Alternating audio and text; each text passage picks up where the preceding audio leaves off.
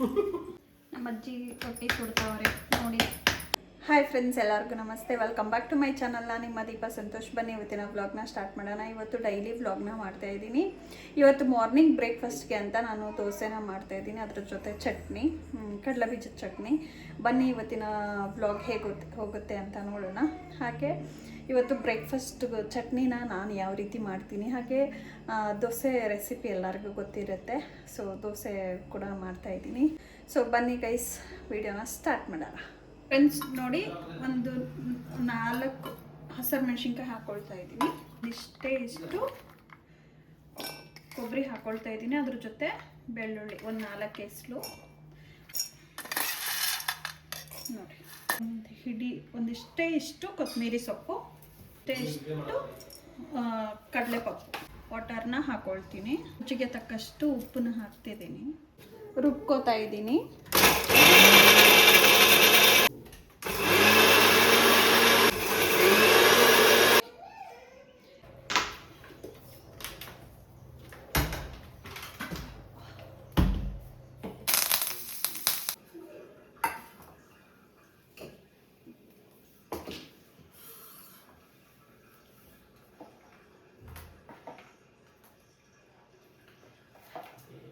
Dosa batter ready ಆಗಿದೆ.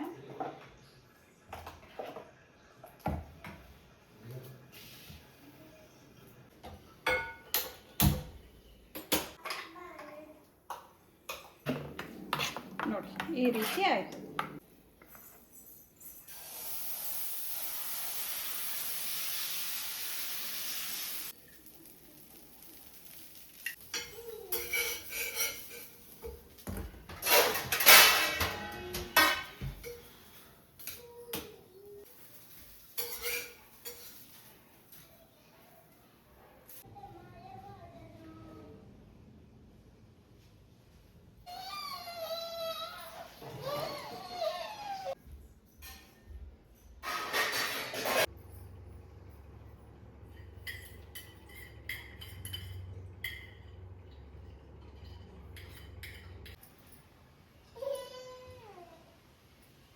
ಲಕ್ಷ ಪಾಪ, ಓಡ್ಬಾ ಓಡ್ಬಾ ಓಡ್ಬಾ.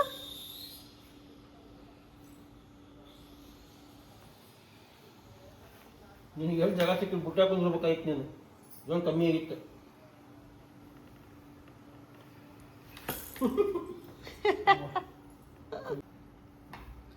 ಅದನ್ನೆಲ್ಲ ಹಾಕು.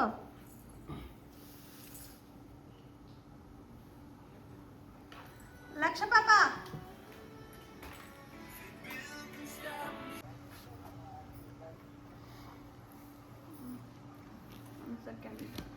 just tell me that number. Madam, hi. Hello, hi madam. Hi madalla. Yeah, tell me sir now. 1605 1605 950. accept it sir. I have given you link, no sir? One second you, one second sir, I'll use it. One second, don't do anything. Read that message sir. So friends, just ಇವಾಗ ಒಂದು ಕೆಲಸ ಮುಗೀತು. ಇನ್ನು ಸುಮಾರಿದೆ process ಮಾಡೋದಕ್ಕೆ. Office ಕೆಲಸ ಸುಮಾರಿದೆ, ಮಾಡ್ಕೋಬೇಕು ಅದನ್ನು ಕೂಡ. ನನ್ನ ಮಗಳಿಗೆ ಇವಾಗ ರಾಗಿ ಮಾಲ್ಟ್ ತಿನ್ನಿಸಿದ್ರು ನನ್ನ ಹಸ್ಬೆಂಡು.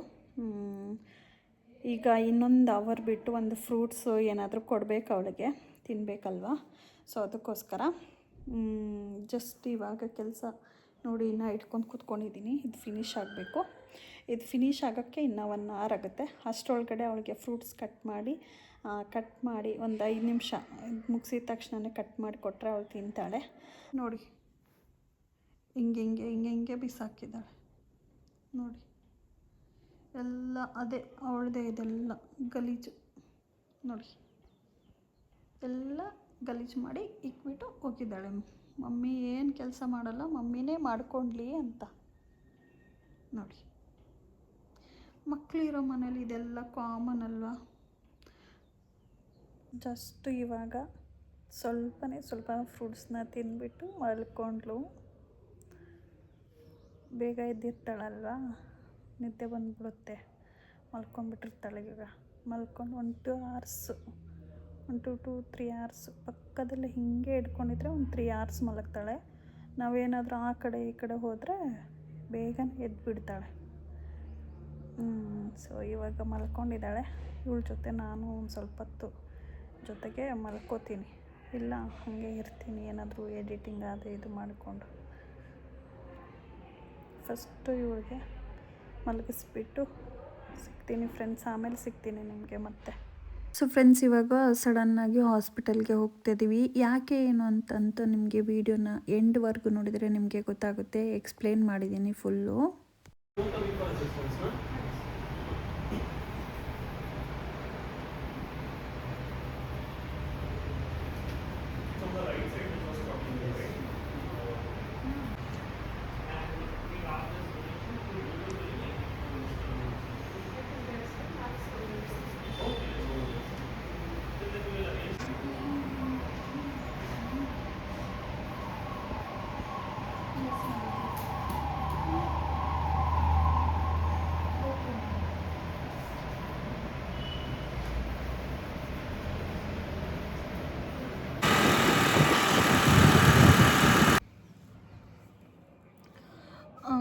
ನಾವು ಯಾಕೆ ಹಾಸ್ಪಿಟಲ್ಗೆ ಹೋಗಿದ್ದು, ಯಾಕೆ ಏನಾಯಿತು ನನ್ನ ಹಸ್ಬೆಂಡ್ಗೆ ಅಂದರೆ,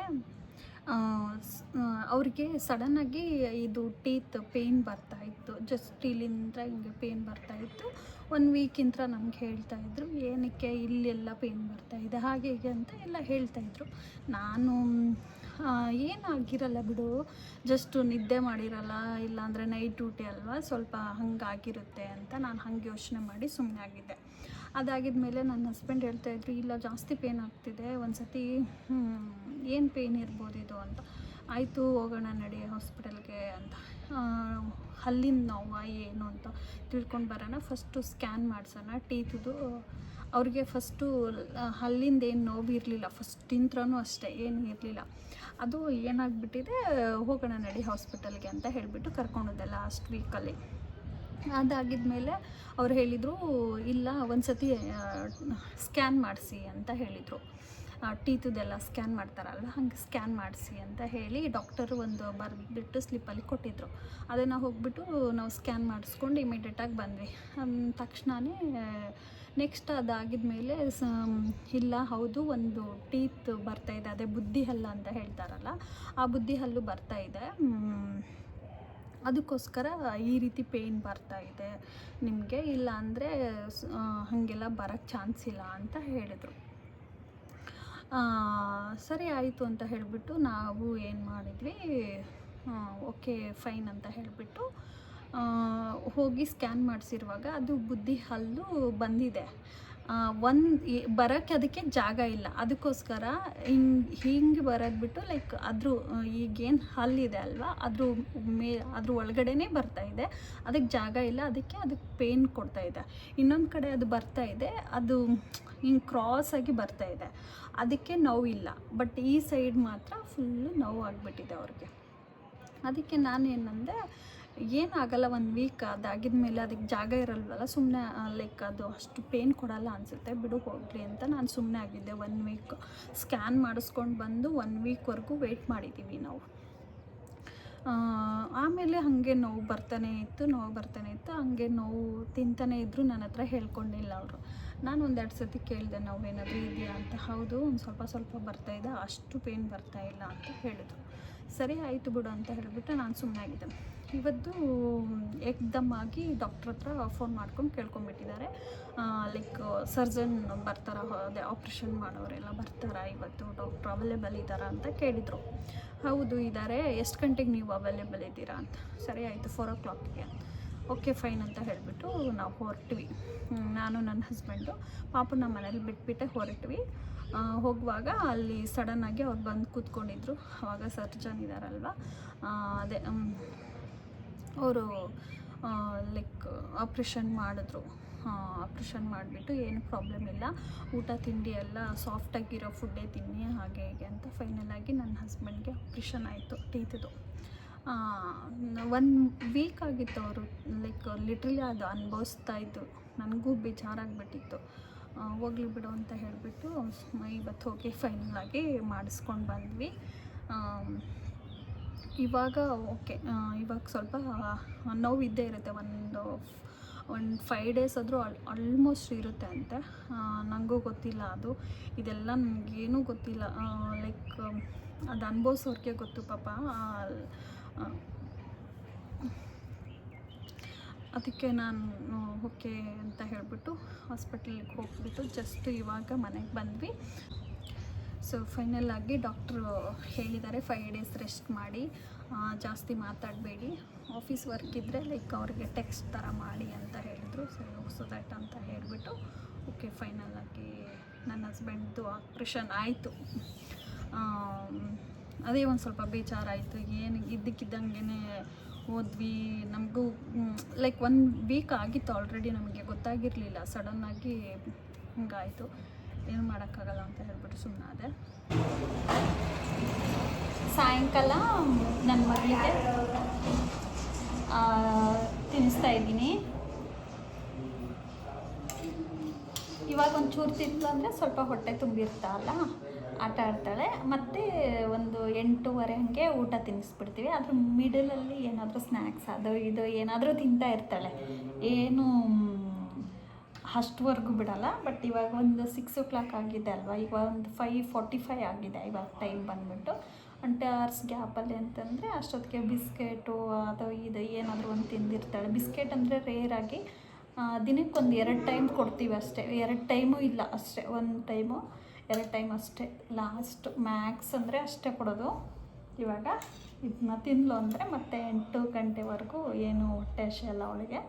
ಆಮೇಲೆ ಊಟ ತಿನ್ನಿಸ್ಬಿಟ್ಟು ಹಾಲು ಕೊಟ್ಬಿಟ್ಟು ಮಲಗಿಸ್ಬಿಡ್ತೀವಿ. ಸಾಯಂಕಾಲ ಆಯ್ತಲ್ವ, ಬಟ್ಟೆ ನಾವು ಮಷಿನ್ಗೆ ಹಾಕಿದ್ದೆ, ಅದೆಲ್ಲ ಆಗಿತ್ತು ಮಷೀನು. ಅದಕ್ಕೆ ಡ್ರೈ ಹಾಕಿಬಿಟ್ಟು ಬಂದಿದ್ದೆ. ಸೊ ಬಟ್ಟೆ ಆಗಿತ್ತಲ್ವ, ಹಾಕೋಣಂತ ಬಂದೆ.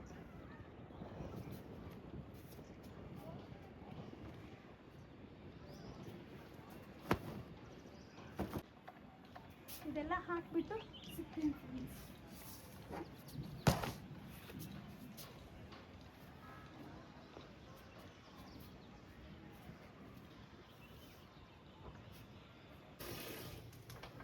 ಫ್ರೆಂಡ್ಸ್ ಇವಾಗ ಗಿಡಕ್ಕೆ ನೀರು ಹಾಕ್ತಾ ಇದ್ದೀನಿ.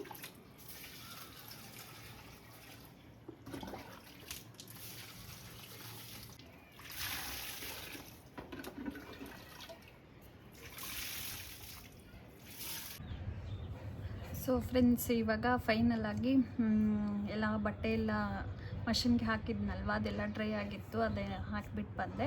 ಅದಾಗಿದ್ಮೇಲೆ ನೀರು ಹಾಕ್ತೀವಿ ಸಾಯಂಕಾಲ ಡೈಲಿ. ಬಿಸಿಲಿಗೆ ಬಾಡೋಗ್ಬಿಡುತ್ತೆ ಗಿಡಗಳು. 2 ಟೈಮ್ ನೀರು ಹಾಕ್ತೀವಿ, ಸ್ವಲ್ಪನೇ ಹಾಕಿದ್ದಾಯಿತು. ಇವಾಗ ನೈಟ್ ಊಟಕ್ಕೆ ಜೋಳದ ರೊಟ್ಟಿ ಮತ್ತು ಪಲ್ಯ ಆಲ್ರೆಡಿ ಇದೆ, ಜೋಳದ ರೊಟ್ಟಿ ಮಾಡ್ತಾಯಿದ್ದೀವಿ. ಅದಾಗಿದ್ಮೇಲೆ ರೈಸ್ಗೆ ಆಮೇಲೆ ಇಟ್ಕೋಬೇಕು. ಇದೆರಡೇ ಮಾಡೋದಿದೆ. ಇವಾಗ ನಮ್ಮ ಅಜ್ಜಿ ತಟ್ತಾ ಇದ್ದಾರೆ ರೊಟ್ಟಿನ. ನಾನು ಇವಾಗ ಹೋಗಿಬಿಟ್ಟು ಪಟಾಪಟ್ ಅಂತ ಬೇಯಿಸ್ಬಿಡ್ತೀನಿ. ಒಂದು 10 ರೊಟ್ಟಿ ಆದರೆ ಸಾಕು ನಮ್ಮ ಮನೆಗೆ. ಸೊ ಮಾಡ್ತಾಯಿದ್ದೀವಿ. ಸೊ ಬನ್ನಿ ಫ್ರೆಂಡ್ಸ್, ತೋರಿಸ್ತೀನಿ ನಿಮಗೂ ಯಾವ ರೀತಿ ನಾವು ರೊಟ್ಟಿನ ಮಾಡ್ತೀವಿ ಅಂತ. ಬನ್ನಿ ಹೋಗೋಣ. ನಮ್ಮ ಅಜ್ಜಿ ರೊಟ್ಟಿ ಸುಡ್ತಾವ್ರೆ ನೋಡಿ. ಜೋಳದ ರೊಟ್ಟಿ ಇಲ್ಲಿ ನೋಡಿ, ಹಿಂಗೆಲ್ಲ ಸುಟ್ಬಿಟ್ಟು ಹಾಕಿದ್ದಾರೆ. ನಾವು ಮೇಲೆಗಡೆ ಹೋಗಿ ಬರೋಷ್ಟೊತ್ತಿಗೆ ಇದನ್ನು ಇವಾಗ ಸುಡಬೇಕು. ಬಿಸಿಯಾಗಿದೆ ಆಲ್ರೆಡಿ ನೋಡಿ. ಹೆಂಚು ಮೇಲೆ ಹಾಕ್ಬಿಡ್ತೀವಿ ನೋಡಿ ಫ್ರೆಂಡ್ಸ್. ಹಿಂಗೆ ಹಾಕ್ಬಿಡೋದು.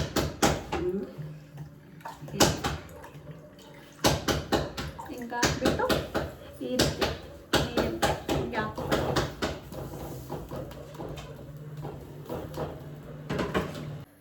ನಾಳೆ ನೋಡಿ ಈ ರೀತಿ ರೊಟ್ಟಿ.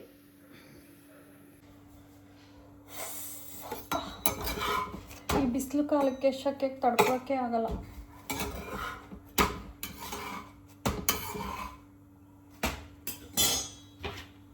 ಹಿಂಗೆ ತಗೊಂಡು ಹಿಂಗೆ ಹಾಕ್ಬಿಡೋದು. ನೀರಿರುತ್ತಲ್ವಾ ಹಿಂಗೆ ಹಚ್ಬಿಡೋದು.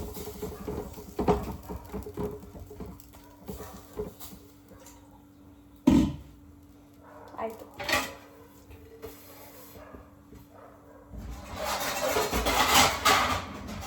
ಇನ್ನು ಒಂದು 8 ಗಂಟೆ ಅಷ್ಟೊತ್ತಿಗೆ ಅಕ್ಕಿ ಇಟ್ಟರೆ ಆಯಿತು.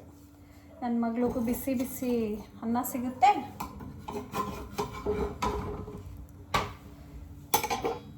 ನನ್ನ ಮಗಳಿಗೂ ಬಿಸಿ ಬಿಸಿ ಅನ್ನ ಸಿಗುತ್ತೆ. ಪಾಪ ಅವಳು ಕೂಡ ಊಟ ಮಾಡ್ಬೋದು. ಸೊ ಆಯಿತು ಫ್ರೆಂಡ್ಸ್, ಇವತ್ತಿನ ದಿನ ನೋಡಿದ್ರಲ್ಲ, ನಿಮಗೆಲ್ಲ ಏನು ಅನ್ನಿಸ್ತು, ಈ ವಿಡಿಯೋ ನೋಡಿ ನಿಮಗೆಲ್ಲ ಏನು ಅನ್ನಿಸ್ತು ಅನ್ನೋದನ್ನ ಕಾಮೆಂಟ್ ಮಾಡೋದನ್ನ ಮರಿಬೇಡಿ. ಈ ವಿಡಿಯೋನ ಎಂಡ್ ಮಾಡ್ತೀನಿ. ಇನ್ನೂ ಯಾರೆಲ್ಲ ನನ್ನ ಚಾನಲ್ನ ಸಬ್ಸ್ಕ್ರೈಬ್ ಮಾಡಿದೆ ವೀಡಿಯೋಸ್ನ ನೋಡ್ತಿದ್ರೆ ಬಿಟ್ಟು ಸಬ್ಸ್ಕ್ರೈಬ್ ಮಾಡ್ಕೊಳ್ಳಿ. Thank you, bye bye, take care, love you all.